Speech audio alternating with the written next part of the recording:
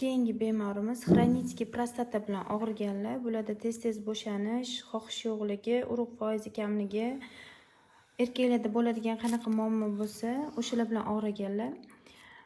Men buni bonus qilib berdim. Men bu yog'ini tushuntiraman hozir. Bu hozir dorilarimiz ichida eng kuchli 16 ta urug'dan tayyorlangan urug' foizini ko'tarish uchun.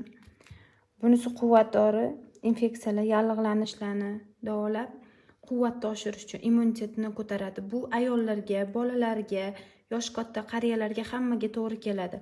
Bu esa urug'likning foizini ko'tarish uchun faqat erkaklarga to'g'ri keladi. Kuchalar ham bu immuniy jinsiy quvvatni oshirish uchun bo'lgani uchun faqat bu ham erkaklarga to'g'ri keladi.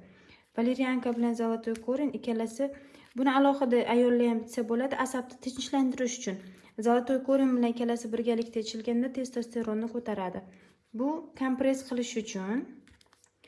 Mana bunisi tez-tez hojatga chiqayotganda qovuq bo'shlig'ini mustahkamlash uchun.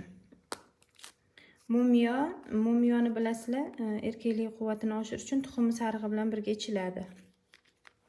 Ularda bolalarida gija ham bor ekan, shunga gija dorilar ham qilib berdim.